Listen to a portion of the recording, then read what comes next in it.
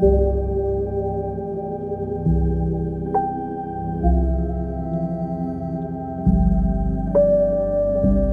isn't glory. It's not medals, flags, or slow-motion hero shots.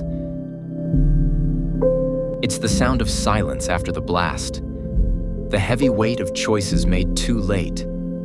They don't tell you that battles aren't just fought with guns, but with memories that haunt you for life. The hardest part isn't surviving the war, it's surviving after. You may win the fight, but parts of you never return. That's the cost no one wants to count.